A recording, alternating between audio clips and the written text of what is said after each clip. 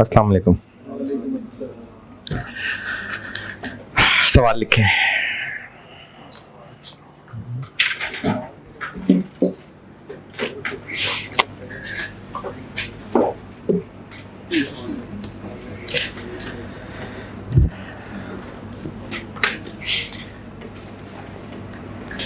Annual demand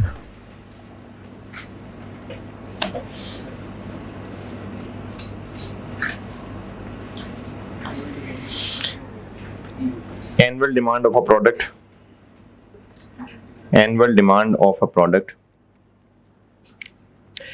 10,000 units 10,000 units.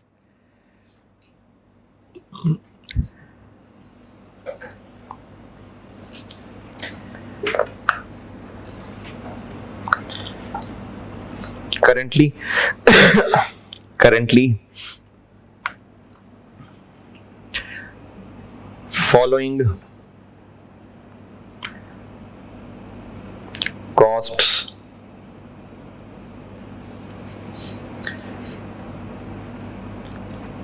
are incurred for production. Following costs are incurred for production.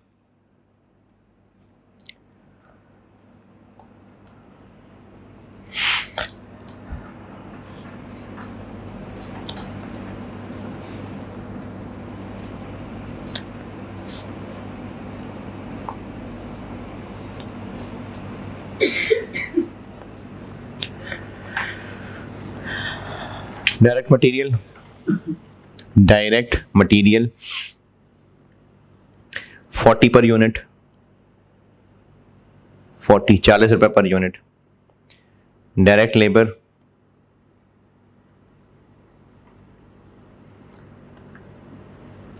35 per unit.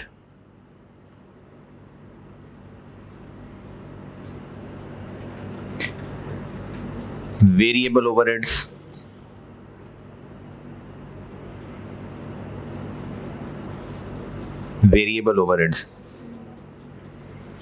20 per unit.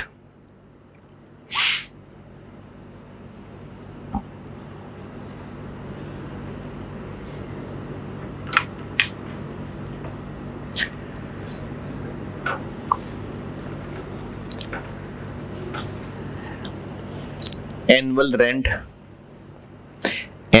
Rent for machine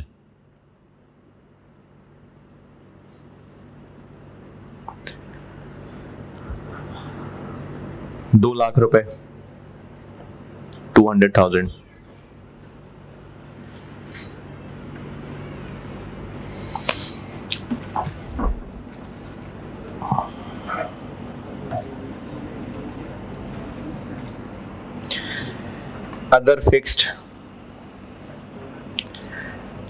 other fixed overheads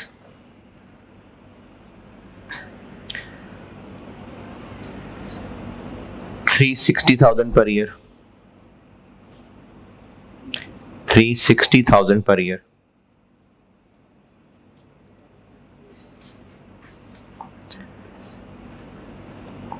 बस अभी वाले खर्चे यही हैं।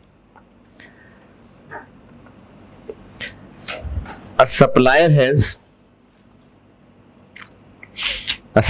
has offered a supplier has offered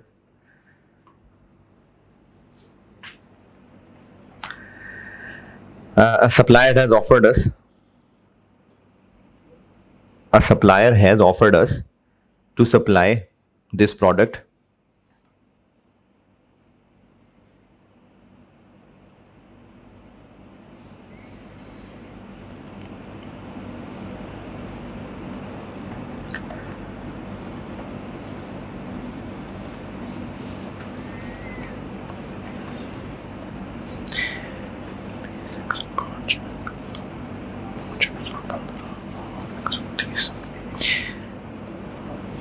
at a price of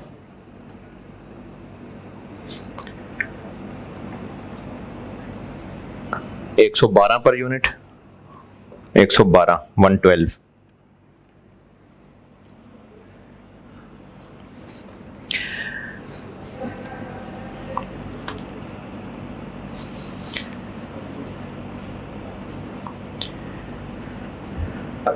annual transportation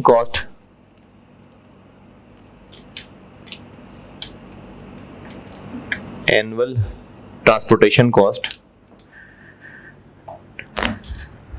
to be incurred for purchase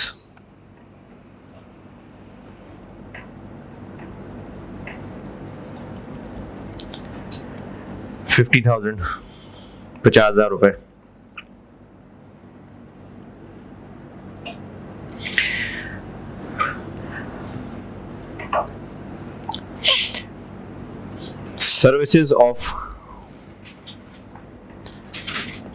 services of a quality control specialist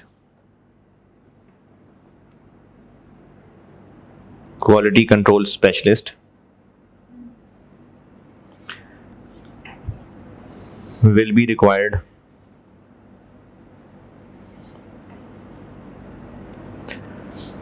for inspection of purchased units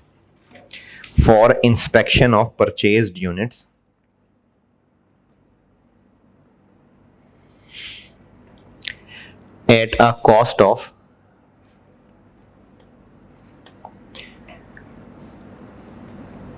₹3 per unit, ₹3 per unit, ₹3 per unit.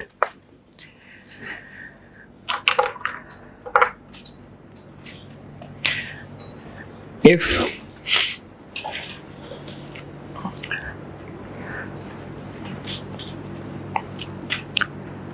outsourcing option is selected, outsourcing option मतलब ये जो हम supplier से खरीद लेंगे, if outsourcing option is selected, then production machine will not be needed,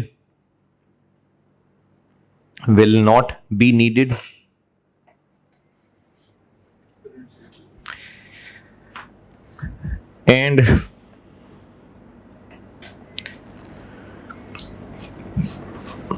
40% of other fixed overheads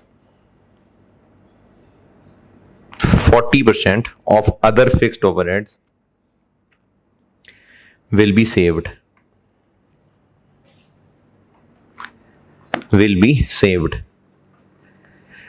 required है मुझसे कि एडवाइस करें कि सप्लायर की ऑफर एक्सेप्ट करें या ना करें.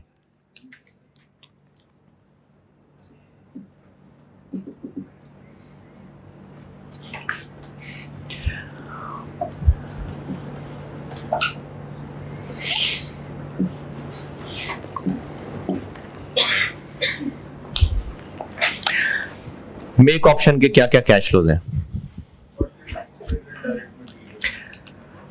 एक तो होगा direct material,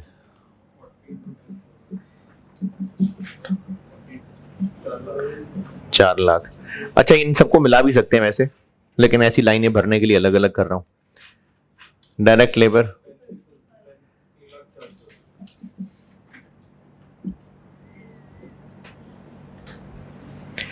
variable overheads 2 lakh.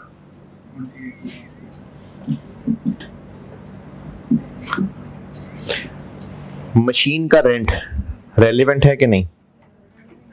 क्यों? क्योंकि अगर मेक करेंगे तो मशीन का रेंट पड़ेगा, नहीं करेंगे तो नहीं पड़ेगा, तो रेलिवेंट है. कितना? 2 lakh. Other fixed overheads relevant है, 40% रेलिवेंट है, क्योंकि प्रोडक्शन करेंगे तो वो सारे खर्चे होंगे, नहीं करेंगे तो 40% वाले नहीं होंगे, तो 40% वाला रेलिवेंट है. 360 का 40%, 144. तो अगर मेक ऑप्शन पे रहते हैं तो टोटल खर्चा होता है इतना. 1494000.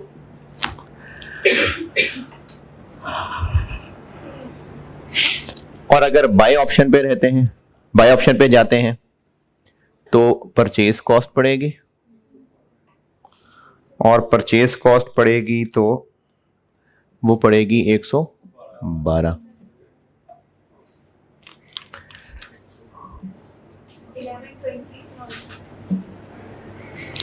फिर इसके अलावा ट्रांसपोर्टेशन की कॉस्ट पड़ेगी,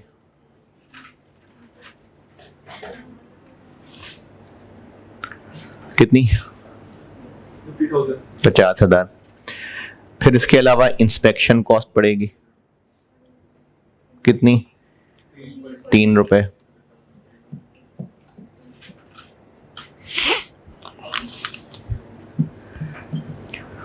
तो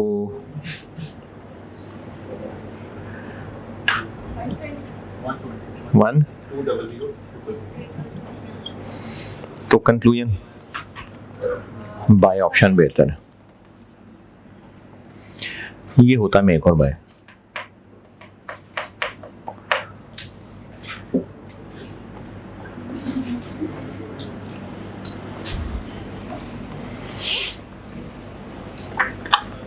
जी जी मेक और बाय डिसीजन में सर हमने इस फैक्टर को कंसीडर करना था कि सर ये प्रोडक्ट कंपेटिटर से, ये प्रोडक्ट हम सप्लायर से खरीद रहे हैं तो क्या पता वो सप्लायर हमारे कंपेटिटर को भी सप्लाई करता हो रॉ मटेरियल, तो सर उससे इंफॉर्मेशन कॉस्ट हमारी राज की बातें बताएगा। देखें, ये जो हम लोग कॉस्ट में न्यूमेरिकल सवाल कर रहे हैं ना, ये है न्यूमेरिकल कैलकुलेशंस की बेस पे। अब बाकी सेठ साहब ने फिर अदर फैक्टर्स भी सोचने हैं। वही जो अदर फैक्टर्स आपको मैंने कहा था थ्योरेटिकली टेस्ट हो सकते हैं, तो डिसीजन मेकर ने सोचने होंगे। हम तो न्यूमेरिकली बता रहे हैं कि न्यूमेरिकली ये बेहतर है। हाँ, ये वाला फैक्टर भी रेलेवेंट हो सकता है कि सप्लायर वो वाला चूज करें जो हमारे कंपेटिटर को ना प्रोडक्ट्स रॉ मटेरियल सप्लाई। हाँ, हो सकता है कि सप्लायर रिलायबल हो, इंफॉर्मेशन कॉन्फिडेंशियल रखे हैं, बिल्कुल हो सकता है।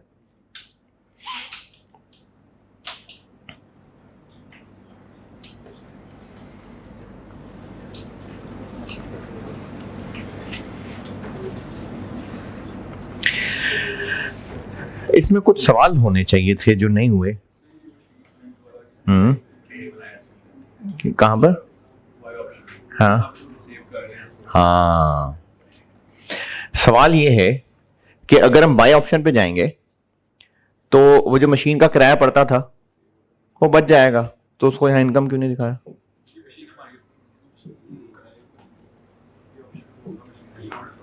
है यानी हाँ, तो अगर हम बाय पे ना जाते तो मशीन का किराया देना था, बाय की वजह से वो बच जाएगा। हमने हर साल प्रोडक्शन करनी होती है, मशीन का किराया देना होता है, बाय ऑप्शन पे जाने से वो बच जाएगा। नहीं नहीं, सोचने वाली क्या बात है, हर साल होती है, हर साल प्रोडक्शन करते हैं हम ये काम किया करते हैं। सारा को जबानी तो नहीं सोच रहे, हम ये काम किया करते हैं कि हर साल प्रोडक्शन होती है, मशीन किराए पे होती है। ऐसा नहीं है कि हम सोच रहे हैं कि अच्छा मेक कर लें कि बाय कर रहे हैं, हम करते हैं मेक। अभी हम वो काम किया करते हैं, खर्चा होता है। वो तो सप्लायर ने एक ऑफर किया तो हम चेक कर रहे हैं कि अच्छा इसकी ऑफर अच्छी है कि नहीं। तो अगर हम बाय ऑप्शन पे चले गए तो मशीन का रेंट बच जाएगा ना, तो उसको यहां पर एज ए सेविंग दिखाओ। नहीं, क्यों नहीं? हाँ, फिर वो मटेरियल भी बचेगा, वो भी सेविंग दिखाएं, है ना? तो फिर लेबर भी दिखा दें, तो फिर वेरिएबल भी दिखा दें, तो फिर वो रह जाएगा 144, वो भी दिखा दें। नहीं, सिर्फ मशीन रेंट क्यों, फिर सारे ही बचेंगे ना, तो फिर उनको भी सेविंग दिखाएं। कॉस्ट क्या बचेगी? अदर इनकम बन जाएगी। तो बिल्कुल सही है। नहीं, डिसीजन करना है ना, हमने डिसीजन करना है कि बाय करें कि ना करें, तो इनकम बन जाएगी। ठीक है, हम इसका मतलब फायदा है बाय ऑप्शन पे जाने में, बिल्कुल सही है। लेकिन क्या कर दें ऐसा यहां पर वो सेविंग दिखा दें? नहीं, क्यों नहीं? अजीब लग रहा है दिल को, इसलिए नहीं? या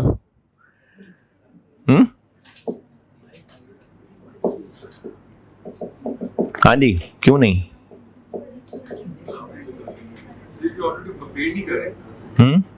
हाँ, तो फिर हाँ बिल्कुल ठीक है।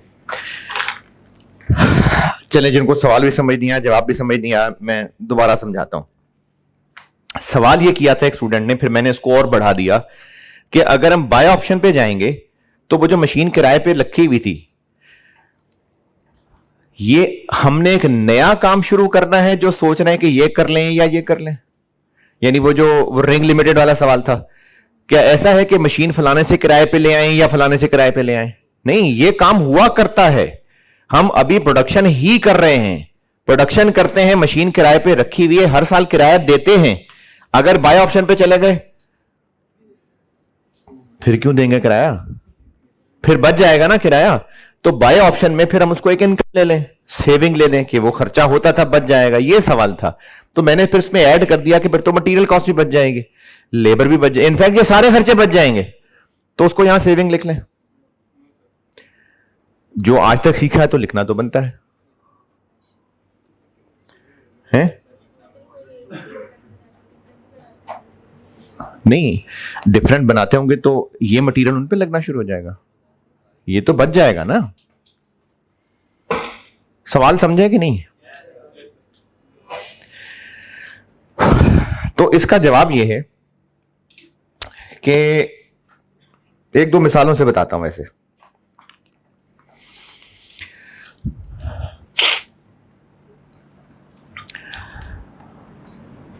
18,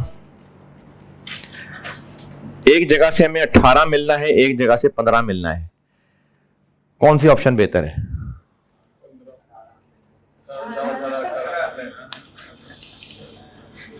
18 मिलना है, 15 मिलना है, तो ये बेहतर है ना। कैसे कर रहे हैं फैसला? हैं? दोनों को कंपेयर कर रहे हैं ना, तो कंपैरिजन से फैसला कर रहे हैं कि ये ज्यादा है तो हम इसको सिलेक्ट कर लेते हैं।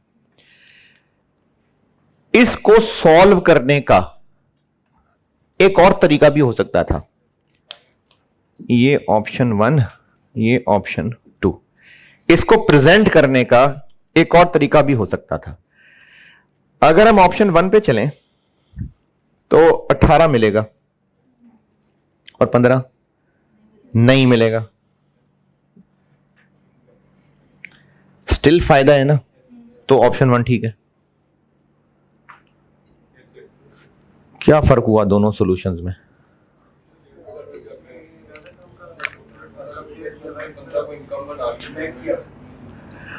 हमने जिन दो ऑप्शंस को कंपेयर करना है। अच्छा चले एक और मिसाल बताता हूं। अगर दो लोग हैं और यह मुकाबला करना है कि किसमें ज्यादा ताकत है, तो या तो दोनों का पंजा लड़वा लें, आर्म रेसलिंग, या दोनों से अलग अलग वजन उठवा के देख लें। तो अगर दोनों से अलग अलग वजन उठवा के देखना है तो कौन ज्यादा ताकतवर होगा? जो ज्यादा वजन उठा रहा होगा। और अगर दोनों की आर्म रेसलिंग करवा लें तो जो जीत जाएगा। यानी अगर दो लोगों का मुकाबला करना है, या उन दोनों से अलग अलग कोई टास्क करवा लें, उसको कंपेयर कर लें, या दोनों को लड़वा दें। अब यह करना ठीक नहीं है कि एक से वजन भी उठा रहे और दूसरा आके उसको मार भी रहा है। कोई एक काम कर ले ना। तो अगर हमने दो ऑप्शंस को कंपेयर करना है तो इसके दो तरह से प्रेजेंटेशन हो सकती है, दो या दो से ज्यादा, लेकिन अभी जो बात बता रहा हूं दो ही के लिए समझें। या तो दोनों ऑप्शंस को अलग अलग सॉल्व करें और उनके रिजल्ट को कंपेयर करें, या फिर किसी एक ऑप्शन का करना सॉल्व करें और उस एक सॉल्यूशन में दूसरे का ना करना एज अ कुर्बानी दिखा दें। और अगर नेट फायदा आया इसका मतलब ये ऑप्शन ठीक है। तो अभी अगर अलग अलग कंपेयर करना है फिर यह करना मुनासिब नहीं होगा, ये तो फिर अनफेयर हो जाएगा कि कंपेयर भी कर रहे हैं और उसको नेट भी करा रहे हैं। तो अगर हमने दो ऑप्शंस में से किसी एक को चूज करना है तो उसको प्रेजेंट करने के दोनों तरीके ठीक हैं। दोनों ऑप्शंस को अलग अलग इंडिपेंडेंटली सॉल्व करें और उनके रिजल्ट को कंपेयर कर लें, या फिर किसी एक का होना सॉल्व करें और उस एक के होने से दूसरे का ना होना एज अ सेविंग कर लें। सेविंग या कुर्बानी? खर्चा की बात हो रही थी तो सेविंग दिखा दें, फायदे की बात थी तो कुर्बानी आ गई। ये दोनों ऑप्शन, दोनों प्रेजेंटेशन ठीक है, लेकिन इनमें से कोई एक ही करनी है। तो अभी इस वक्त हम क्या कर रहे हैं? कंपेयर कर रहे हैं। और ये फैसला कैसे होगा कि कंपेयर करना है कि अलग अलग करना है, नेट करना है, ये आपको प्रैक्टिस से, सवालों से आइडिया हो जाया करेगा। इस ऑप्शन के और चीजें हैं, उनकी और चीजें हैं, तो नेट करना मुश्किल हो जाएगा। तो इसलिए अगर हम मल्टीपल ऑप्शंस को कंपेयर कर रहे हैं और उनको अलग अलग सॉल्व कर रहे हैं, तो हमने उनके रिजल्ट को कंपेयर कर तो लेना है। तो फिर एक को सॉल्व करते हुए दूसरी प्रेजेंटेड ऑप्शन का ना होना इधर नेगेटिव या पॉजिटिव नहीं दिखा देना, वरना वो डबल डबल कंपैरिजन में चले जाएंगे हम। अगर हम मल्टीपल ऑप्शंस, चलो दो ऑप्शंस को कंपेयर कर रहे हैं, तो फिर सॉल्व करते हुए हम या तो इनको अलग अलग सॉल्व करें और उनके रिजल्ट कंपेयर करें। ऐसी सूरत में एक ऑप्शन को सॉल्व करते हुए दूसरी प्रेजेंटेड ऑप्शन का ना होना एज अ कॉस्ट या सेविंग नहीं दिखाना, बस जबानी याद हो जाएगा।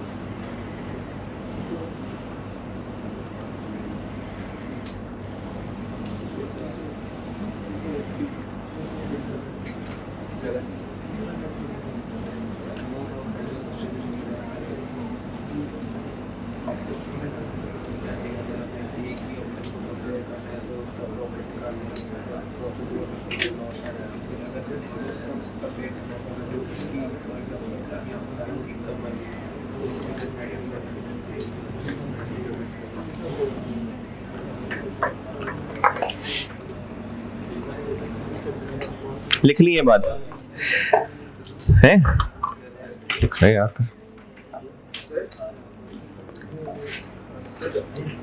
और भी तो सकता है सर कि अगर हम एक को नेट करें सर, हम दोनों का या तो जो है ना नेट एक मतलब आपस में कंपेयर कर लें, या फिर दोनों का ग्रॉस आपस में कंपेयर कर लें। जो है दोनों का नेट कंपेयर कर लें। दोनों का नेट कंपेयर कर लें मतलब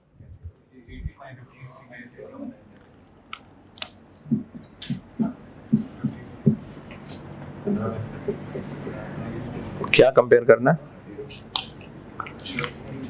इस 3 को -3 से कंपेयर करना है। ऐसे कंपेयर करने में ना ये इसके सामने डबल बुरा हो रहा है। वैसे सिर्फ ये उससे 3 बेहतर है, लेकिन ये आपने उसे 6 बेहतर कर दिया। 6 का फर्क आ गया ना इनमें, तो ये हमने डुप्लीकेशन कर दी।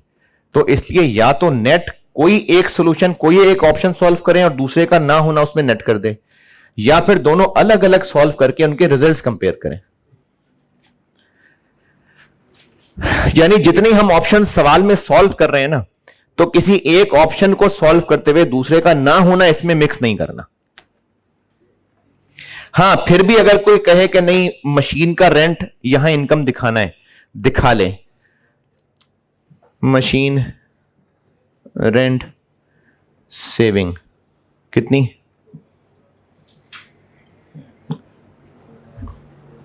या ना दिखाना, फिर या नहीं दिखानी, फिर वहां सेविंग दिखानी है दिखा लें, फिर वहां एज कॉस्ट ना दिखाएं। अब भी कंपेयर करेंगे तो रिजल्ट एंड पे वही निकलेगा।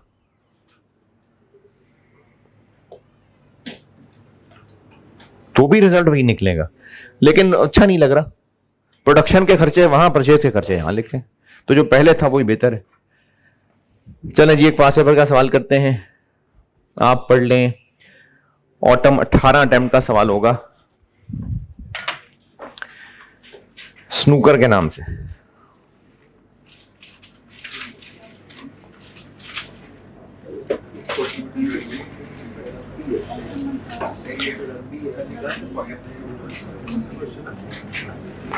ऑटम 18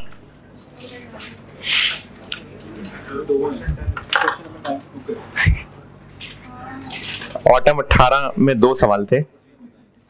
तो क्वेश्चन नंबर 9, मेरी बुक में question number 9, snooker private limited.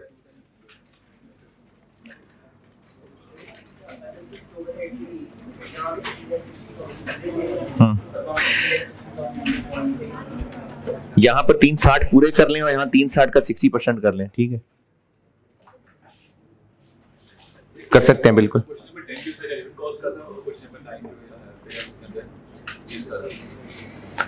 हाँ, मतलब मैंने इन सबको शॉर्ट टर्म डिसीजन मेकिंग कहा हुआ है।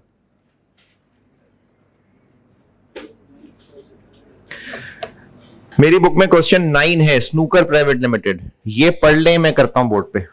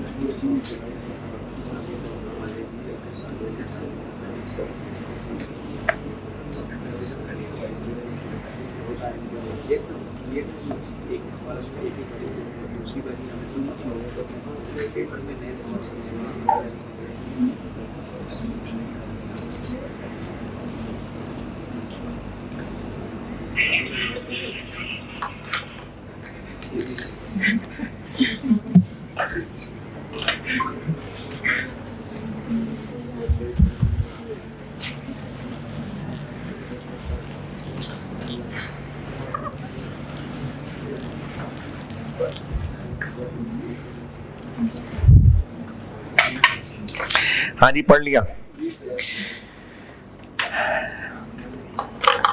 बीटा नाम का एक प्रोडक्ट हम बनाते हैं जो कि एक मटेरियल बनाते हैं, कंपोनेंट, जो फिर आगे कहीं इस्तेमाल होता है। और अभी इस वक्त हम साल के 18,000 बीटास बनाते हैं और करंट जो उसकी प्रोडक्शन कॉस्ट है इसका डाटा दिया हुआ है टेबल में। एक सप्लायर ने ऑफर की है कि तुम खुद जो बीटा बना रहे हो हमसे ले लो 7,000 का, और मैनेजमेंट ने इसके ऊपर एक कमेटी बनाई और उन्होंने फॉलोइंग इंफॉर्मेशन इकट्ठी की है। अब फॉलोइंग इंफॉर्मेशन में आगे सवाल करते हुए बताता हूं। पूछा यह है एडवाइस कि बीटा खुद बनाएं या आउटसोर्स कर लें। आउटसोर्स मतलब वो सप्लायर से खरीद लें। तो एक प्रोडक्ट है, यानी एक प्रोडक्ट का डिसीजन करने लगे और मेक और बाय डिसीजन है, ये पता चल रहा है। तो बस मेक और बाय का सवाल है। तो मेक ऑप्शन और बाय ऑप्शन, फिगर्स बड़ी बड़ी हैं, इसमें थाउजेंड्स करना है 1000 कर लें, मिलियन करना है मिलियन कर लें।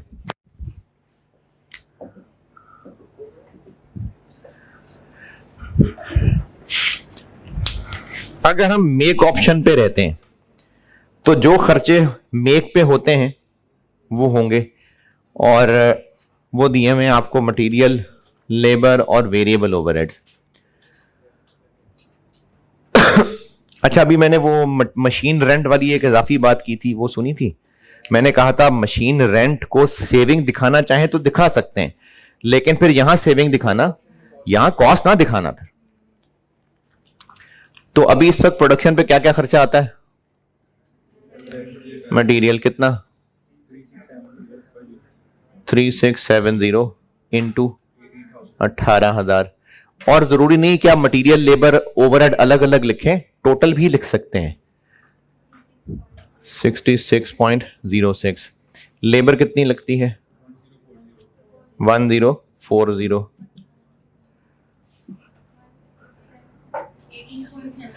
72। वेरिएबल ओवरहेड कितने लगते हैं? 770। 13.86। ये जो फिक्स्ड मैन्युफैक्चरिंग ओवरहेड यानी फिक्स्ड ओवरहेड 870 रुपए पर यूनिट दिए हुए, ये तो जबरदस्ती एक पर यूनिट चीज बनाई हुई है। असल में तो ये टोटल फिक्स्ड ओवरहेड्स ही होते हैं ना। तो हम सिर्फ बीटा ही बनाते हैं, नहीं बनाएंगे तो बंद कर देंगे फैक्ट्री। हाँ जी, और भी बहुत कुछ बनाते हैं, बल्कि लिखा भी हुआ है कि अगर हमने बीटा छोड़ दिया तो हम जी बनाना शुरू कर देंगे। तो मटेरियल, लेबर और वेरिएबल ओवरहेड्स ये तो बीटा के ही थे। बीटा बनाएंगे तो खर्चे होंगे, नहीं बनाएंगे तो नहीं होंगे। फिक्स्ड ये 870 इस्तेमाल करना है,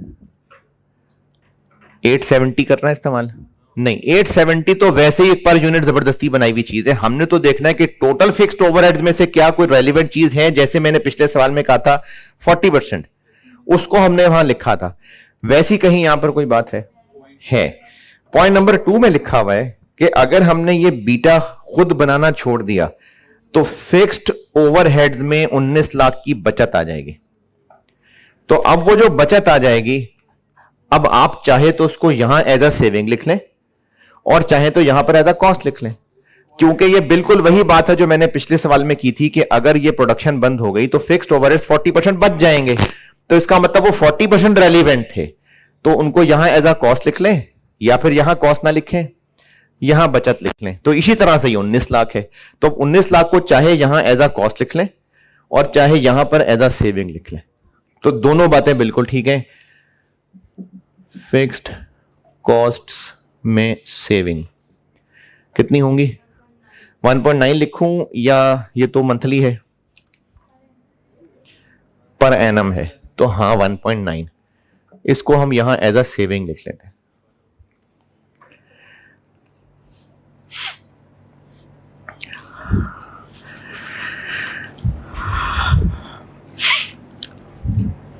अच्छा, सब तरह के बच्चे होते हैं, मासूम बच्चे भी होते हैं, तो सेविंग है तो मैंने उसको नेगेटिव क्यों लिख दिया?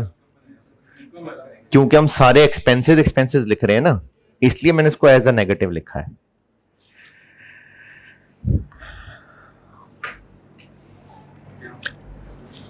तो अगर हम मैन्युफैक्चर पे रहें तो वो मटेरियल, लेबर, ओवरहेड्स हैं, और कोई ऐसा खर्चा जो मैन्युफैक्चरिंग करते हुए होता था?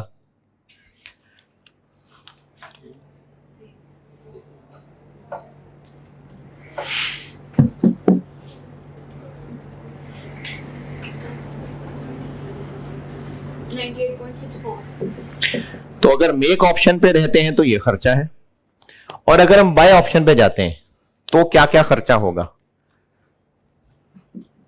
परचेज का तो होगा ही होगा, परचेज नहीं करना, कितने का होगा?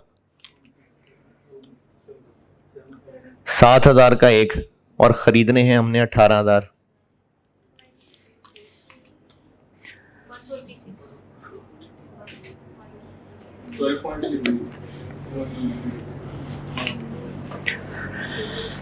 और अगर हम बाय ऑप्शन पे जाएंगे तो क्या होगा?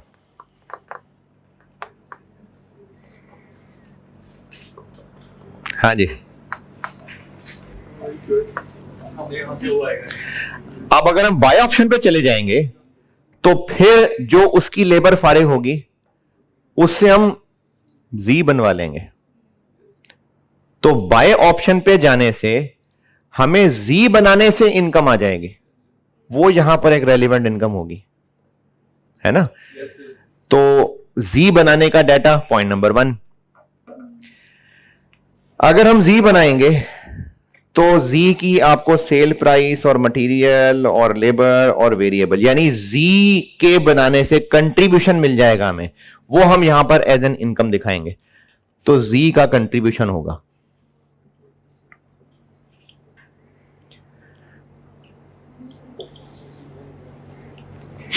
ये कर लेते हैं वर्किंग।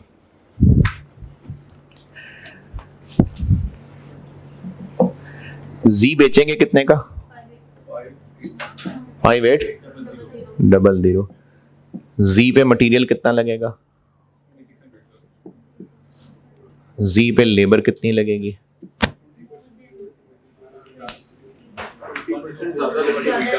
जितना हमें बीटा बनाने में लेबर लगती है उससे 20% ज्यादा, तो बीटा बनाने में ये लगती है तो इससे 20% ज्यादा।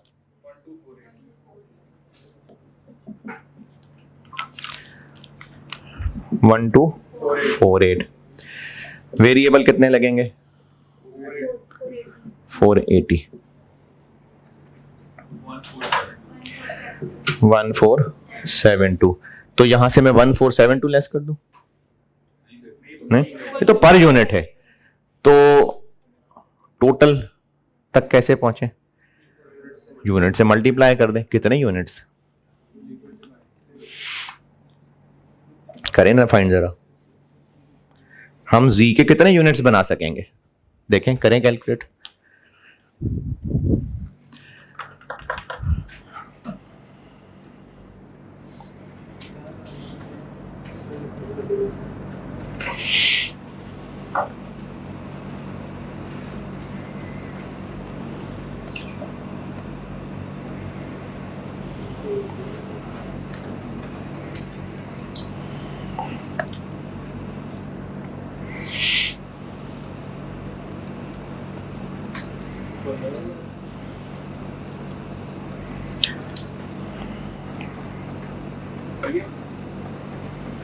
तुक्के से? नहीं सर, कैलकुलेट।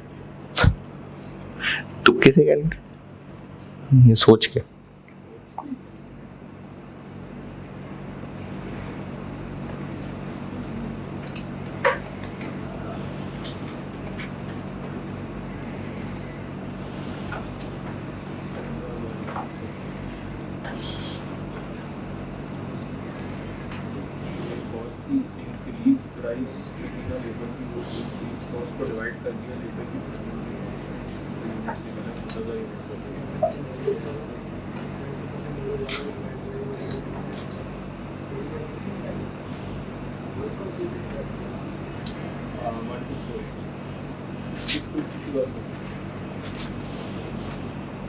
मैंने टोटल 3.7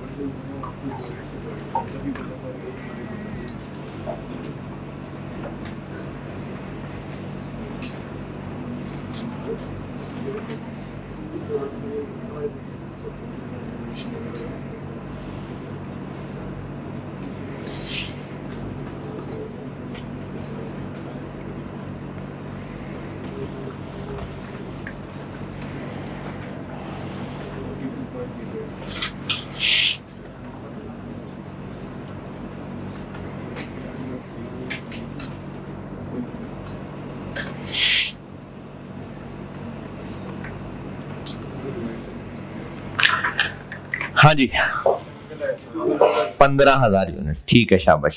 किस तरह 15,000? टोटल जो पुरानी लेबर कॉस्ट थी ना 1248 क्या क्या क्या क्या? सर ये जो पुरानी थी ना लेबर की 18.72 थी इस अच्छा 12.48 सर 18.72 मिलियन है, इसको डिवाइड कर दिया 1248 यूनिट 1248। ठीक है बिल्कुल सही है। 18,000 डिवाइडेड बाय 1.2। अच्छा किसी ने शायद ये भी किया हो, किसी ने नहीं किया ये है? किया है ना? कितना आया इसका आंसर? 14,400। तो 15,000 सही है कि ये सही है? ये क्यों गलत है? ये किया क्या है वैसे? Fixed overheads. बीटा के 18,000 यूनिट्स बनाते थे और लेबर जितना टाइम लगाती थी जी पे उससे 20% ज्यादा टाइम लगेगा, तो इसका मतलब कम बनेंगे। जब देखें हम जी क्यों बनवा पाएंगे? क्योंकि लेबर बीटा से फारिग हो जाएगा। तो कितनी को देर फारिग होगा? जितनी देर में वो बीटा बनाता था। तो चूंकि बीटा बनाने में जितना टाइम लेता था जी बनाने में 20% टाइम ज्यादा लेगा, तो यूनिट्स कम बनाएगा ना। तो ये भी तो एक सोच हो सकती नहीं? ये सोच ही समझ नहीं आई, यानी बेकार घटिया सोच है। क्यों भाई, ये इसमें क्या साइंस है?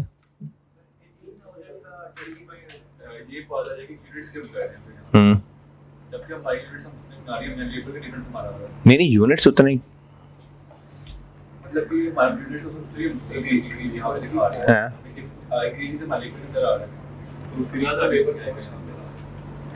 नहीं तो लेकिन आपने तो यही किया ना।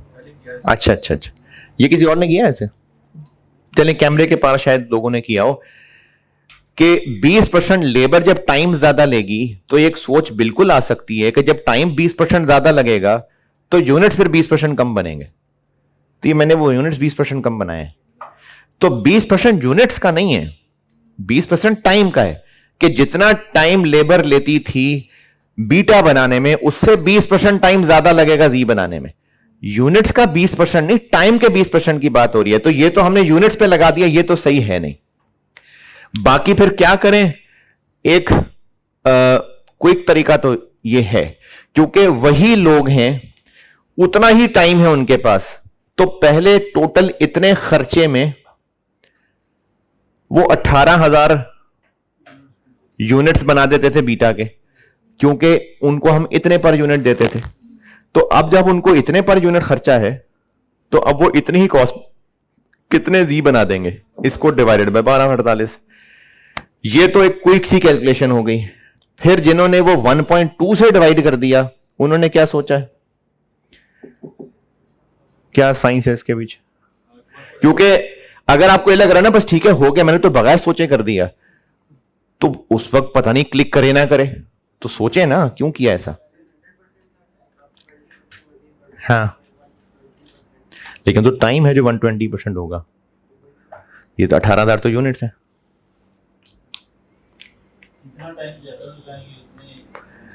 टाइम 20% ज्यादा लगेगा, वो तो टाइम का 20% है ना, 18,000 का क्या ताल्लुक है?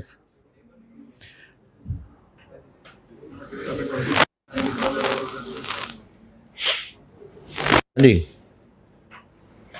जिन्होंने 1.2 से डिवाइड किया है तो कुछ सोच के किया होगा ना। तू क्या सोचा था? सोचा यही था, लेकिन 20% तो टाइम की बात हो रही, तो 18,000 को क्यों से डिवाइड कर रहे हैं?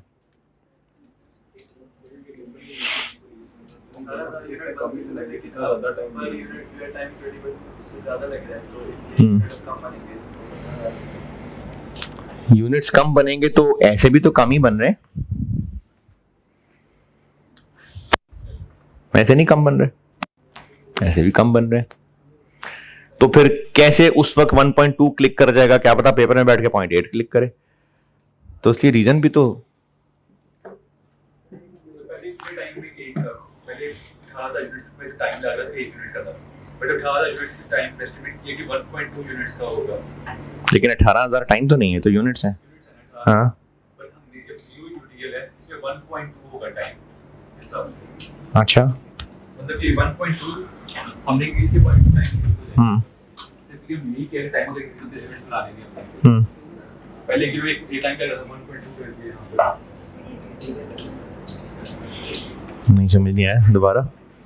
इसमें ये पहले 18,000 यूनिट्स हम बनाए थे, मतलब वो एक था यूनिट 18,000 1 घंटा 18,000 हमारे पास था इस तरह ना 18,001 है अगर। अब 1.2 हो गया, मैं लेबर टाइम पड़ा तो फिर तो 1.2 से मल्टीप्लाई और 1 से डिवाइड होना चाहिए था। टाइम लगेगा। अब जो 15,000 होगा उसमें जो एक्यूरेट सपोज है उसमें 120% टाइम लग रहा होगा, तो 100 मल्टीप्लाई बाय 120 डिवाइडेड बाय। बिल्कुल सही है। देखें ये जो 20% है ये यूनिट्स का 20% नहीं है, ये टाइम का 20% है, जबकि 18,000 यूनिट्स हैं। तो हम 18,000 यूनिट्स में पहले जितना टाइम लगाते थे पर यूनिट, उसको अगर एक्स कह लें तो पहले इतना टाइम लगता था।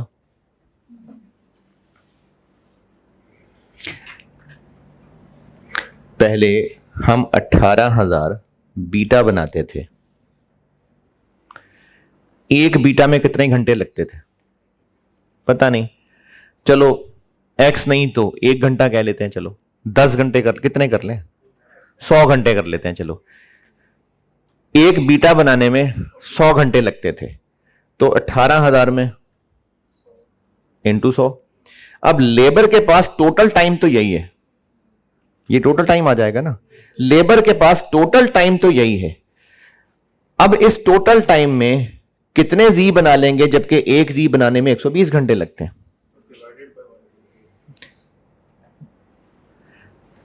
बीटा बनाने में अगर 100 घंटा एक बीटा के लिए लगता था, तो 18,000 का टोटल टाइम अब भी उतना ही है उनके पास। तो अब उनको एक जी बनाने में 120 घंटे लगेंगे, तो कितने जी बना लेंगे इस टोटल के अंदर। ये टोटल बराबर है, यहां से ये निकाला है वही जो आप बात कर रहे हैं। तो उसमें एक्स रखना है, एक्स रख ले, ये ले।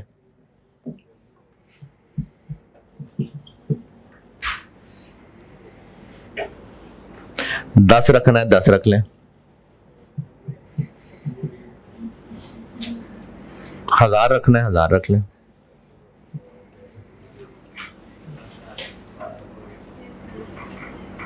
तो ये इसलिए 18,000 को 1.2 से डिवाइड किया, तो 18,000 डिवाइडेड बाय 1.2 15,000, और 15,000 यूनिट्स बनाएंगे हम, और उस पे हम 1472 कमा लेंगे।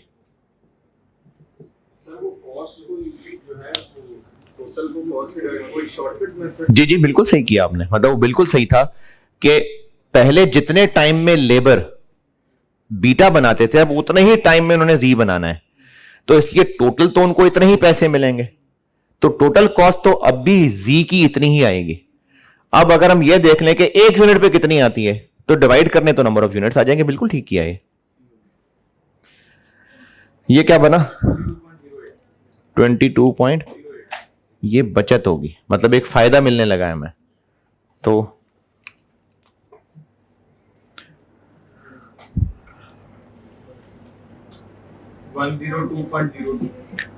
तो क्या करें, तो मेक ऑप्शन जी, सप्लायर को शुक्रिया करके अल्लाह हाफिज कर देंगे, और इसका कंक्लूजन यही है कि हम आउटसोर्सिंग ऑप्शन पे नहीं जाएंगे।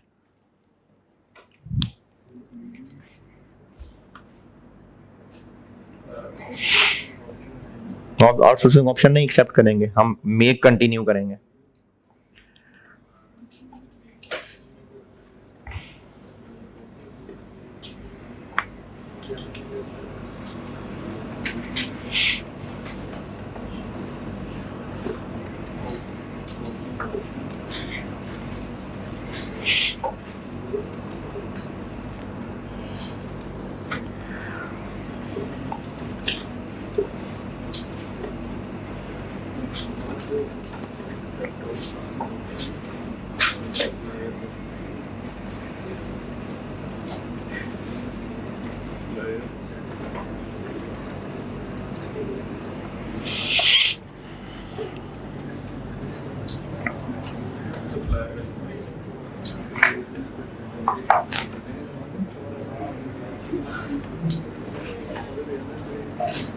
सर मेक और बाय के साथ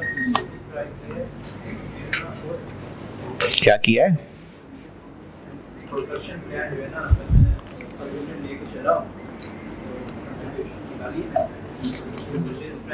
जी की बात कर रहे हैं? अच्छा, ये आपने ये टोटल नहीं किया, ये कर लिया, फिर कंट्रीब्यूशन कैसे निकाल ली? वेरिएबल कॉस्ट पर यूनिट निकाली, ठीक है।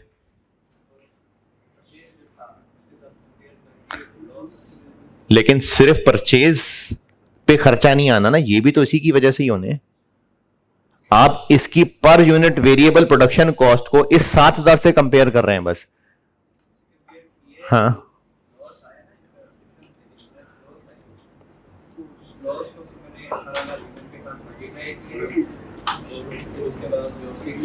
लॉस आया है, यानी आपने उसको ये कहा कि अगर हम परचेज ऑप्शन पे जाएंगे तो इतना नुकसान है, ठीक है। फिर मल्टीप्लाई कर लिया, वो आ गया आपके पास तकरीबन 27.36। फिर ऐड किए, ये लॉस आ गया ना। फिर आपने 1.9 और 22 इसमें ऐड कर ली, ठीक है। फिर ठीक है, बिल्कुल सही कर रहे हो। अब इसका आंसर क्या आया? इसका आंसर आएगा 2 और 3 और 3.38 3.36 3.3। 3.38। अच्छा, अब बताओ, ठीक है, अब आगे कंक्लूजन बताओ। ठीक है, शाबाश, सही है, सही किया।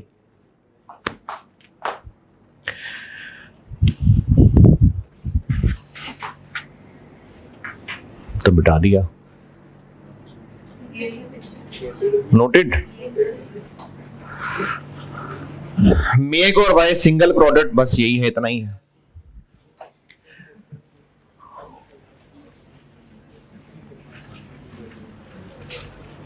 मेक और बाय ऑप्शन के साथ लिमिटिंग फैक्टर का कंबाइन क्वेश्चन दे दो। जी बिल्कुल, वही बताने लगा हूं।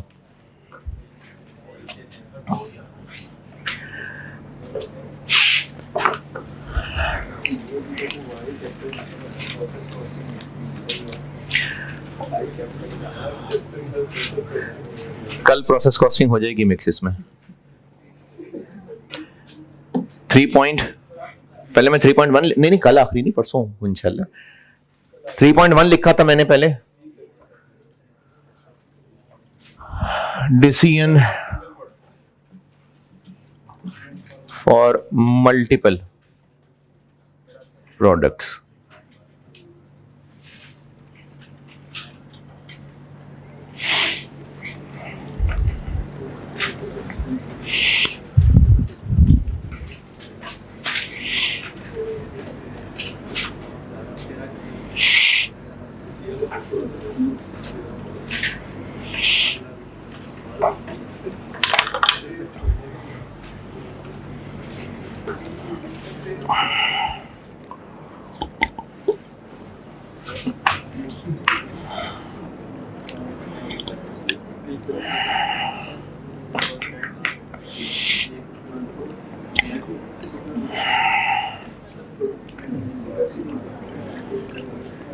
सर ये बुक में से हर जगह से इसमें फास्ट यूज किया हुआ है डिसीजन रूल का, तो सर हमें रूल्स बता रहा होता है कि डिसीजन करने के लिए हमें किन फैक्टर्स को कंसीडर करना है, फिर डिसीजन करना कैसे है, डिसीजन करना है। यानी इसमें अब कैसे डिसीजन करना है कि कौन सी ऑप्शन।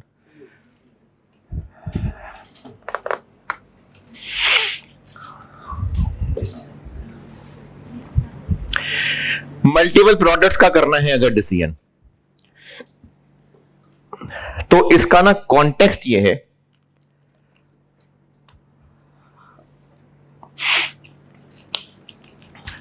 अच्छा अगर मल्टीपल प्रोडक्ट का डिसीजन करना है तो कैसे करें, हैं? हर प्रोडक्ट लगा कंपेयर कर लें। तो इसमें नई बात क्या थी? तो इसलिए इसके सवाल में एक और मसला साथ ऐड हो जाएगा।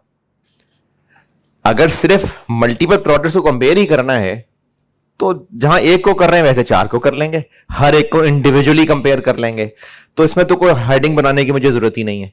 तो इसमें सिर्फ इतना सा मसला नहीं होगा, इसमें एक साथ मसला ऐड हो जाएगा। वो मसला क्या ऐड हो जाएगा ये उसकी कहानी बता रहा हूं।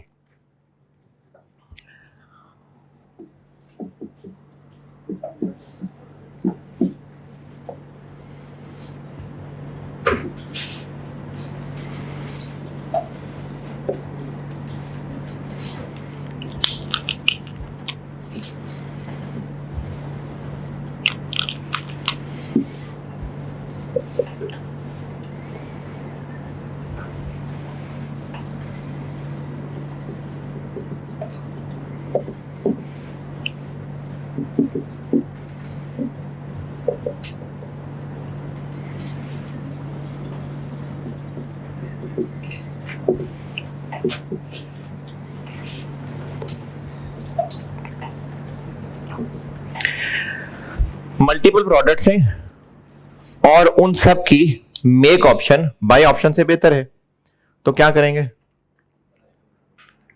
मेक करेंगे। अच्छा, अगर 6 प्रोडक्ट्स हैं उनमें से 4 की मेक बेहतर है, 2 की बाय बेहतर है, तो जिन 2 हम 6 बनाते हैं, 4 की मेक बेहतर है, 2 की बाय बेहतर है, तो जिनकी बाय बेहतर है उनको हम बाय बाय कर देंगे और 4 बनाएंगे। तो वो जो 4 मेक बेहतर वाले हैं ना, ये टॉपिक उनके लिए है। ये जो मैं जिसको सवाल बना रहा हूं ना, ये टॉपिक है ही उनके लिए कि जिसमें मेक बेहतर है। लेकिन साथ इसमें मसला मिक्स ये होगा कि मेक बेहतर है और हम सब बनाना ही प्रेफर करेंगे, लेकिन कॉमन रिसोर्सेज हैं तो लिमिटेशन आ जाएगी।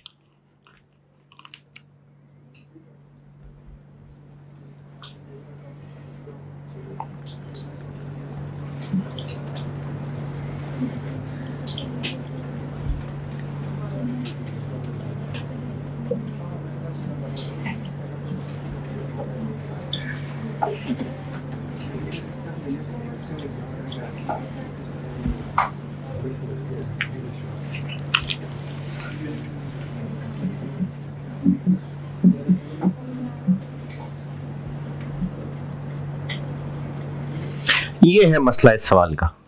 तो अब ये मेक और बाय और लिमिटिंग फैक्टर मिक्स हो गया।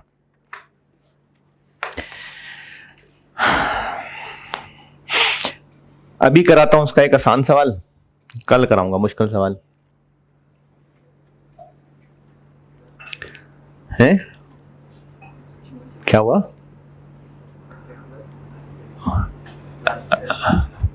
चलिए 2 आसान करा देता हूं, मुश्किल कल करा दूंगा, आसान आज करा देता हूं। नहीं, कल R1 की क्लास होगी। नहीं, लेकिन आपका दिमाग तो उतना एक्सेप्ट नहीं कर पाएगा ना, इसलिए।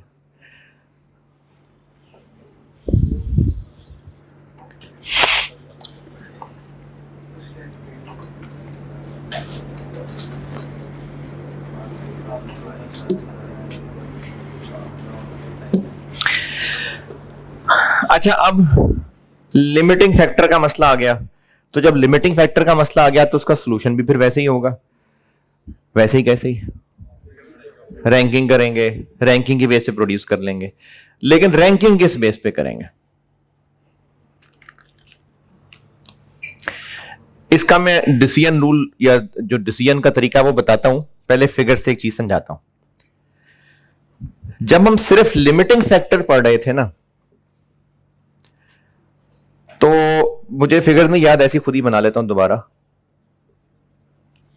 और वेरिएबल कॉस्ट पड़ती थी, या इस पे मेक करते हैं तो वेरिएबल कॉस्ट पड़ती है 120, इस पे पड़ती है 145, 80, 135। और अगर लिमिटिंग फैक्टर जो है वो लेबर है, तो हम कंपैरिजन किस बेस पे करेंगे? कंट्रीब्यूशन पर आर। कंट्रीब्यूशन क्यों ले रहे हैं, प्रॉफिट क्यों नहीं ले रहे?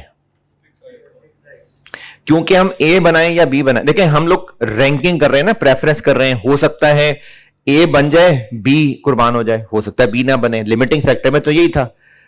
तो हम लोग प्रॉफिट्स की बेस पे क्यों कंपैरिजन नहीं कर रहे?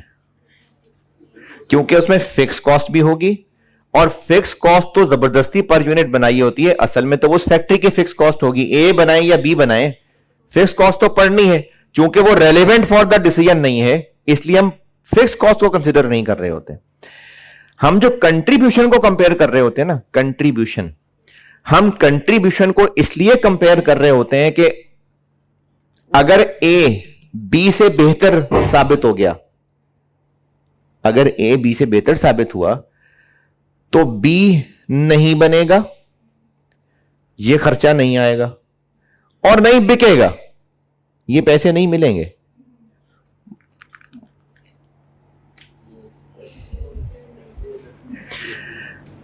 हम लोग ये कंट्रीब्यूशन इसलिए ले रहे होते हैं कि अगर ए जीत गया तो बी गया, और बी नहीं बनेगा तो नहीं बनेगा, तो 145 खर्च नहीं होगा, ये बचत हो जाएगी, और 280 का नहीं बिकेगा, ये पैसा जाया हो जाएगा। इसलिए हम 135 को कंसीडर कर रहे होते हैं। कंट्रीब्यूशन इसलिए कंसीडर कर रहे होते हैं कि अगर ये नहीं बनेगा, ये प्रेफरेंस में जीत जाएगा, तो वेरिएबल खर्चा नहीं होगा, सेल प्राइस नहीं मिलेगी। फिक्स्ड क्यों नहीं हम कंसीडर कर रहे होते? क्योंकि फिक्स खर्चा तो होगा। ये था लिमिटिंग फैक्टर। हम इसमें जो नहीं बना पा रहे थे या नहीं बना पाते थे, वो नहीं बिकता था। अब मेक और बाय है। लिमिटिंग फैक्टर के मसले की वजह से क्या हो रहा है? हम बना नहीं सकेंगे, बेच भी नहीं सकेंगे। बेच कैसे सकेंगे? अगर बना नहीं सकेंगे तो खरीद करके बेच देंगे। तो इसलिए अब इसमें फर्क यह पड़ा कि इसको हम रेलिवेंट नहीं लेंगे। सेल प्राइस को अब हम रेलिवेंट नहीं लेंगे। क्यों? क्योंकि अगर हम बी नहीं बना सकेंगे तो खरीद के बेच देंगे, बना सकेंगे तो बना के बेच देंगे, बेच तो देना ही है। तो अब ए बनाए कि बी बनाए, ये टेंशन ही नहीं रही कि बेच नहीं सकेंगे। तो इसलिए अब हमने 135 और 80 को कंपेयर नहीं करना। हां, अब फिर क्या करेंगे? अगर हम इनकी प्रेफरेंस सेट कर रहे हैं, तो पहले हम लोग प्रेफरेंस सेट करते हुए देखते थे कि जो नहीं बन सकेगा फिर वो नहीं बिक सकेगा। अब हम ये वाली बात छोड़ देंगे। अब हम ये देखेंगे कि अगर हम इसको बनाएंगे तो 120 का बनेगा, और अगर खरीदेंगे तो ये 124 का मिलेगा। अगर हम इसको बनाएंगे तो 145 का बनेगा, खरीदेंगे तो 150 का मिलेगा। पहले हम ये फैसला करते थे कि कौन सा बनाएं कौन सा ना बनाएं। जो बनाएंगे उसको बनाएंगे, बेचेंगे, जो नहीं बनाएंगे वो नहीं बेचेंगे। इसलिए हम कंट्रीब्यूशन ले रहे थे। अब हमने बेच तो लेना ही है, बेचना मसला ही नहीं रह गया। क्यों मसला नहीं रह गया? नहीं बना सकेंगे तो खरीद के बेच लेंगे। तो अब मसला सिर्फ सेल, अब मसला चूंकि सेल नहीं है, तो अब फैसला ऐसे करना है कि इसको अगर हम बना रहे हैं तो क्या फायदा है? 4 रुपए की बचत होगी, और अगर उसको बनाएंगे तो 5 रुपए की बचत होगी। पहले हम लोग कंपैरिजन करते थे कंट्रीब्यूशन, और उसकी रीजन ये थी कि अगर इसको इतने का बनाएंगे तो इतने का बेचेंगे, इतना फायदा। इसको इतने का बनाएंगे तो इतने का बेचेंगे, इतना फायदा। नहीं बनाएंगे तो नहीं बेचेंगे। लेकिन अब बेचना मसला नहीं है, इसलिए अब हमने जब बेचना मसला ही नहीं रह गया, तो कंपेयर भी फिर कंट्रीब्यूशन को नहीं करना। कंपेयर किसको करना है? कॉस्ट को। इसको बनाएंगे तो 4 रुपए का फायदा है एज कंपेयर टू, और इसको बनाएंगे तो 5 रुपए का फायदा है।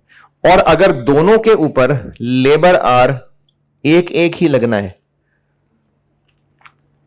तो पर आर भी 4 और 5 ही रहा।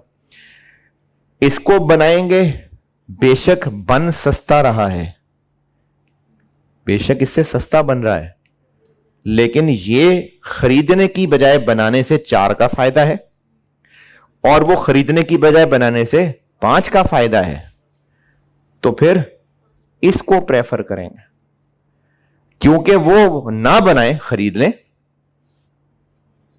इसको बनाने में ज्यादा फायदा है। पहले था बेचने में फायदा, अब हम ले रहे हैं बनाने में फायदा। तो मेक और बाय और लिमिटिंग फैक्टर में सिर्फ इतना सा फर्क पड़ जाएगा, बाकी सब कुछ वही है। सिर्फ यह फर्क पड़ जाएगा कि पहले हम सेल प्राइस ले रहे होते थे, अब हम बाय प्राइस ले रहे होंगे। सब कुछ वैसे ही होगा। पहले सेल प्राइस और इसका डिफरेंस ले रहे थे ना, अब बाय प्राइस और इसका डिफरेंस लेंगे। और उसके पीछे रीजन क्या होगी कि अगर हम इनको बना रहे हैं तो खरीदने की बजाय बनाने में कितना फायदा, और इसको बना रहे हैं तो खरीदने की बजाय बनाने में कितना फायदा है। तो अब हमें फैसला दोनों कॉस्ट के फर्क से करना है, तो इसलिए सारे के सारे स्टेप्स वही हैं।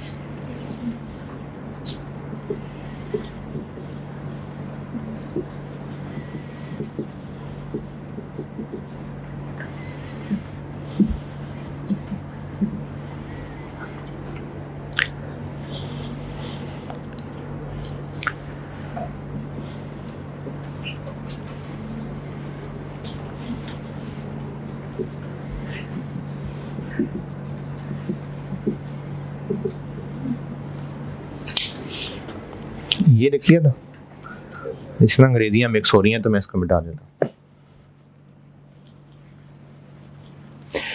मैंने ये कहा है कि सब कुछ वैसे ही है, बस पहले हम लोग जस्ट कंट्रीब्यूशन की बेस पे रैंकिंग करते थे, अब हमने एक्सेस कंट्रीब्यूशन ऑफ मेक की बेस पे करनी है। ये कहां से चीज आ गई, एक्सेस कंट्रीब्यूशन ऑफ मेक?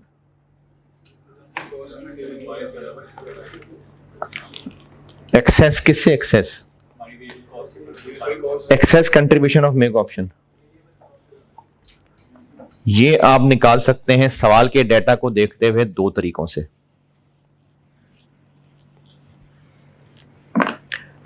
पिछली वाली फिगर दोबारा लिखता हूं। ए 120 था, बी 145 था, और ये 124 था, और ये 150 था। ये मेक था और ये बाय था। अगर सेल प्राइस 170 हो और इसकी 200 हो, 55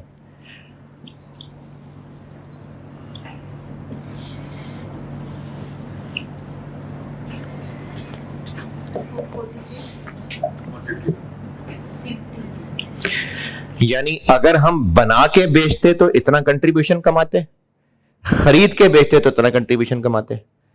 बनाने से हम कितना एक्स्ट्रा कमा रहे हैं? 4। ये वही 4 है जो इनका फर्क है। बना के बेचते तो इतना कमाते, खरीद के बेचेंगे तो इतना कमाएंगे। बनाने से कितना एक्स्ट्रा कमाएंगे? 5। ये वही 5 है जो इनका फर्क है। तो इसको एक्सेस कंट्रीब्यूशन ऑफ मेक कहते हैं। तो आप सवाल में चाहे 120 और 124 के डिफरेंस से निकाल लें, चाहे 50 और 46 के डिफरेंस से निकाल लें, ये डेटा पे डिपेंड करता है। तो इसलिए मैंने आपको सिर्फ कॉस्ट के फर्क की बजाय आपको कहा है एक्सेस कंट्रीब्यूशन। और एग्जाम में आप एक्सेस कंट्रीब्यूशन सवाल पे डिपेंड करता है, या तो आप एक्सेस कंट्रीब्यूशन निकाल रहे होंगे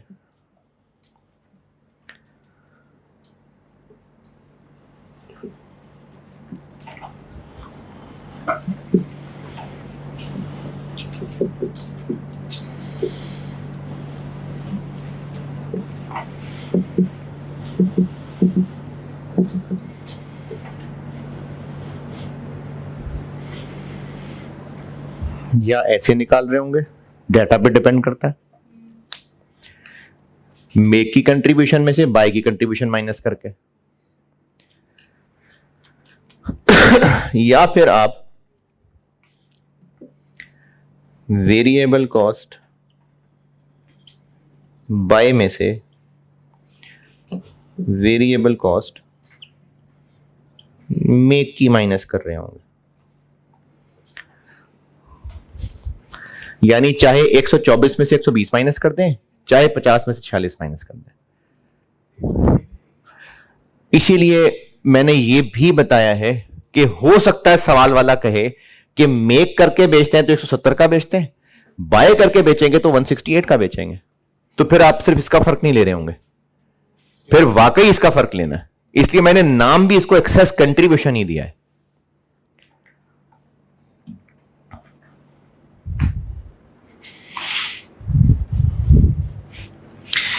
एक करते हैं छोटा सा आसान सा सवाल,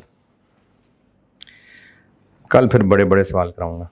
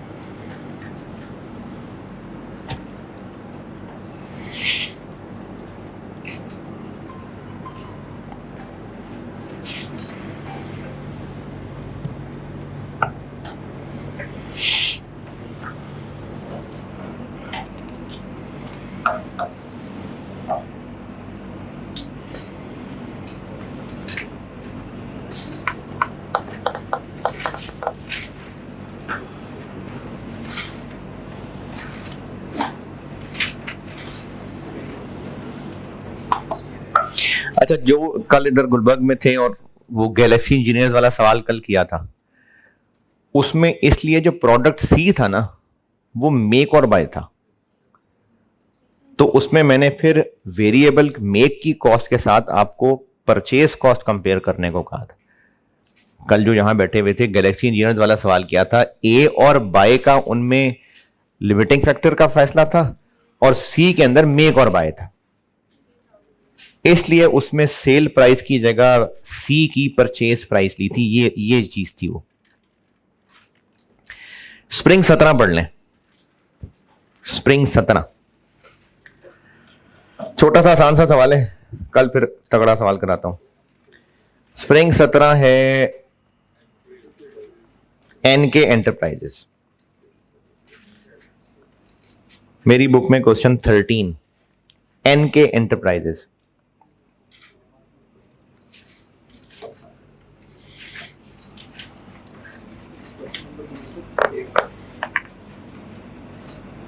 अच्छा हाँ, ये ना बात आप लिख लें कि ये मल्टीपल प्रोडक्ट डिसीजन है ना, कि इसमें और वो जो लिमिटिंग फैक्टर था, इसमें एक नई बात यह है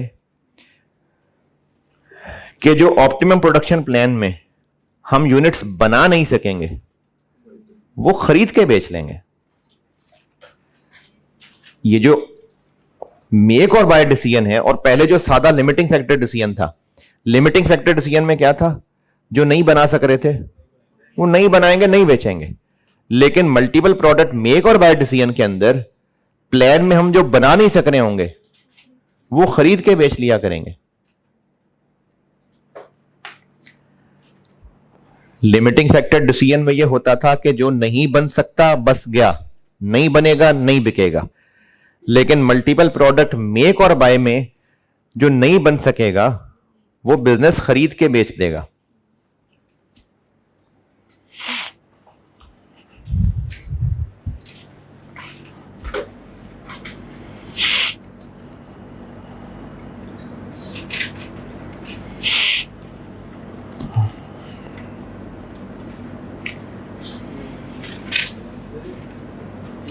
हम जब उसको हम बना रहे और उसकी कंपटीशन ज़्यादा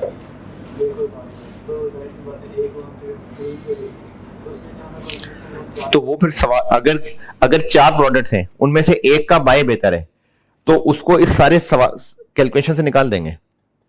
जिसका बाय बेहतर है वो इन कैलकुलेशन में रैंकिंग में नहीं आएगा, वो अलग से बाय, इसका बाय जीत गया जी, वो अलग हो गया। अब जो बाकी 3 रह गए वो फिर इस सवाल में सॉल्व हो रहे होंगे। नुकसान कैसे हो रहा होगा? नुकसान क्यों हो रहा है? नहीं, आप सवाल शुरू से दोबारा करें। हम्म हम्म तो अगर हम बी बनाते हैं तो ए को परचेज करने में 4 का नुकसान भी तो हो रहा है। नहीं, वो तो हमने यहां देख लिया ना कि बी बनाने में ज्यादा फायदा है, तो इसलिए बी प्रेफर कर रहे हैं। रैंकिंग यही तो हो रही है, हमने रैंकिंग की और ये फैसला हुआ कि बी को बनाने में बेहतर है तो बस बी बनाएंगे। 4 को बनाने में नुकसान, ये फायदा नुकसान ये करना तो डिसीजन मेकिंग के लिए था ना। अब डिसीजन हो गया कि ये रैंकिंग में पहला है, बस इसको बनाएंगे। अब ये क्यों देखना है कि 4 को ना बना रहे, ए को नहीं बना रहे हैं तो नुकसान है? डिसीजन तो हमने कर लिया रैंकिंग की बेस पे, तो अब तो ये देखने की जरूरत ही नहीं है कि ए पे नुकसान होगा। हमने रैंकिंग कर ली, उसकी बेस पे डिसीजन कर लिया। स्प्रिंग 2017 अटेम्प्ट का सवाल है, मेरी बुक में क्वेश्चन नंबर 13 है, N K enterprises.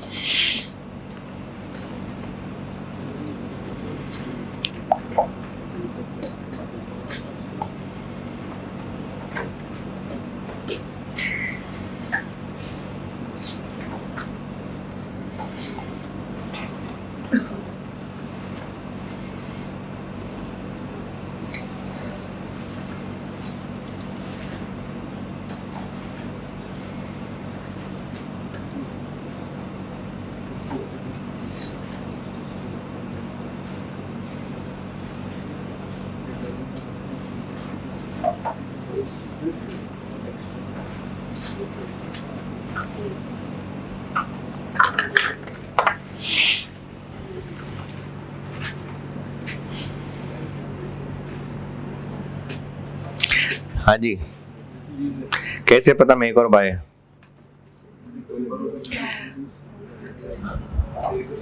Determine the number of units to be produced in house and bought externally. तो 4 कंपोनेंट्स बनाते हैं और इन चारों का आपको डाटा दिया हुआ है। मल्टीपल प्रोडक्ट्स आ गए,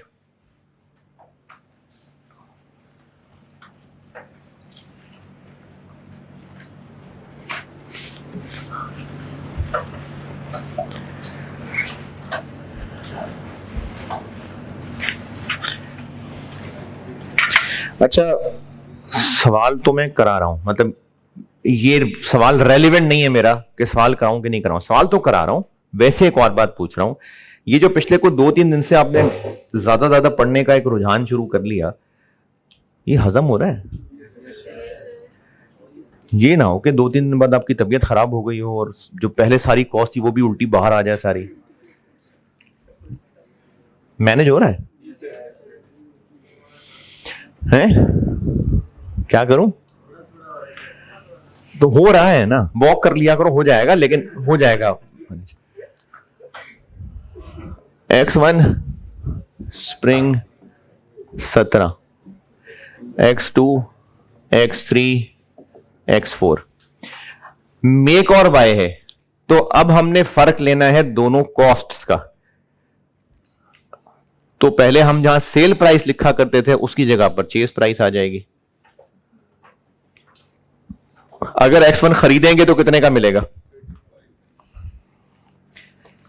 टेबल की last line, external price of the component 35, 40, 34, 33। और इसको हम कंपेयर कर लेते हैं अपनी मेक कॉस्ट से। क्या क्या है? मटेरियल 20, 28 जी, 23, 22 और लेबर 9, 598। वेरिएबल ओवरहेड्स,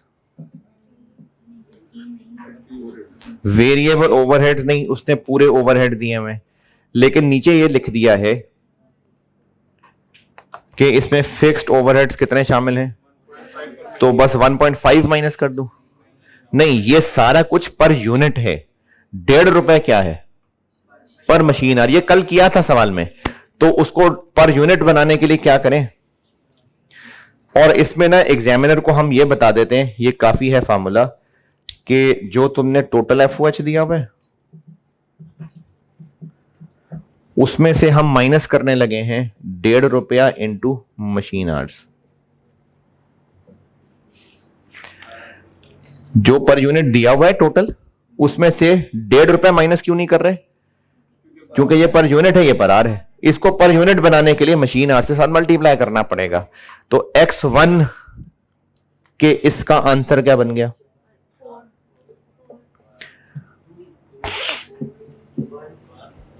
आंसर देख के बताना।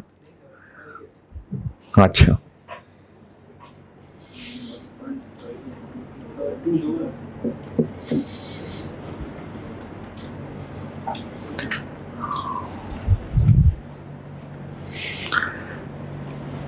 एडमिन कॉस्ट क्यों छोड़ दी, एलोकेटेड है ना, एलोकेटेड, एलोकेटेड होता है जो पहले भी होता ही है, बस बांटा होता है इसको। अगर बस एडमिन या वेरिएबल एडमिन दिया होता है, वेरिएबल सेलिंग तो जरूर लेते।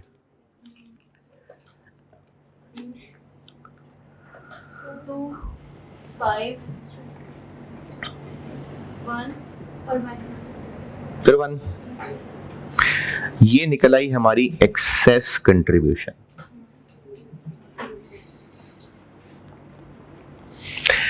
और अगर इसमें से माइनस करना समझ नहीं आ रहा, कोई बात नहीं, इसका टोटल कर लें, कितना आएगा 33। 35 और 33 तो मेक बेहतर है ना, ये 2 मेक बेहतर है। इसी तरह इसका आंसर आता है 35, 5 बेहतर है, ये वो 5 है। इसका आंसर आता है 33, तो मेक इससे 1 बेहतर है। इसका आंसर आता है 32, तो मेक उससे 1 बेहतर है। तो ये तो मैंने आपको एक कैलकुलेशन का तरीका बताया था कि जहां पहले हम लोग लिखा करते थे आज तक सेल प्राइस, उसकी जगह परचेज प्राइस लिख लें। लिमिटिंग फैक्टर क्या है, मशीन आवर्स x1 के लिए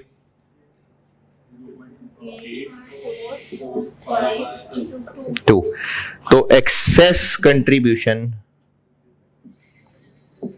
पर आर क्या बन गया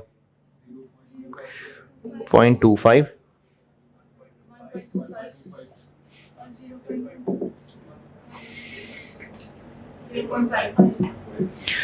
तो पहली पोजीशन X4 X1 तो फर्क सिर्फ सवाल करने के एतबार से यह पड़ा है कि सेल प्राइस की जगह परचेज प्राइस आ गई, बाकी सब वही हुआ है। और ऑप्टिमम प्रोडक्शन प्लान,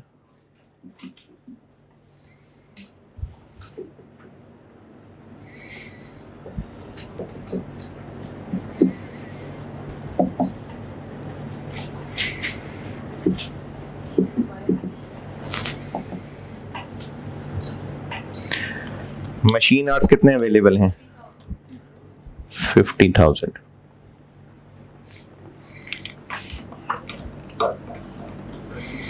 रेहान इधर कोई क्लास है और यहां कोई और क्लास है?